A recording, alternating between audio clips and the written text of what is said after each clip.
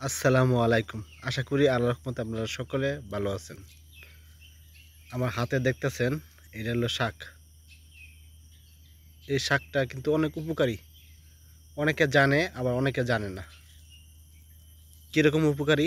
যাদের দেখবেন শরীর কামড়ায়, শরীর জ্বালাপোড়া করে তারা এই শাকটা সংগ্রহ করে এটা 2 চামচ রস করে যদি সকালবেলা 3 থেকে 4 দিন খান, শরীরের জ্বালাপোড়া, শরীর কামড়ানো সহজে দূর হয়।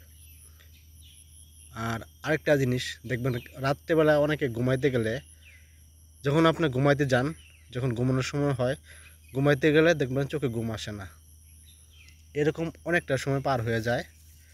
তারা এই শাকটা সংগ্রহ করবেন। এই শাকটা সংগ্রহ করে শুধু রস করে 2 চামচ রস করে আপনারা 5 দিন খাবেন, দেখবেন ভালো একটা ঘুম হবে যখন রাত্রেবেলা ঘুমাইতে যান। যাদের হাঁফানি, অনেকে দেখবেন হাঁফানি, শ্বাসকষ্ট কিন্তু এই দূর করতে পারবেন এই শুধু রস করে কয়েকটা দিন যদি খান।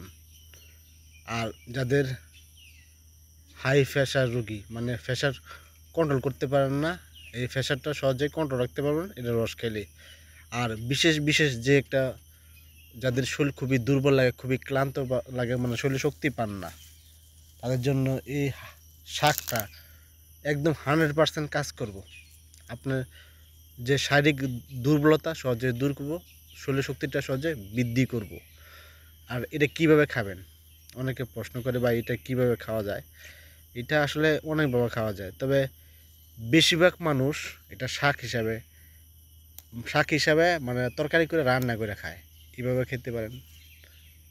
এভাবে যদি আপনারা খান, কাজ ভালোই করব, খারাপ করবে না। তবে সবচেয়ে উত্তম এটা যদি রস করে খাইতে পারেন। কিভাবে রস খেলে শরীরের দুর্বলতা দূর হবে? অনেক কাছে প্রশ্ন হতে পারে। এটা 2 চামচ রস নেবেন আর 2 চামচ মধু নিয়ে আপনার এটা বড়া পেটে আপনার সুবিধা মতো দিনে যে কোনো বেলা একবেলা খাইবেন।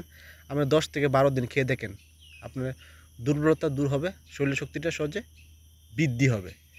আরেকটা জিনিস, আরেকটা বললেন যে আমার তো ডায়াবেটিস, আমি কি মধু খাইতে পারবো?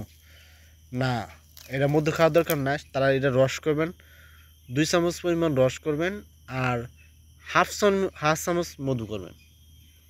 হাফ চামচ মধু নিয়ে 2 চামচ এটা পাতার রস নিয়ে একসাথে মিশিয়ে তারপর আপনার খাবেন।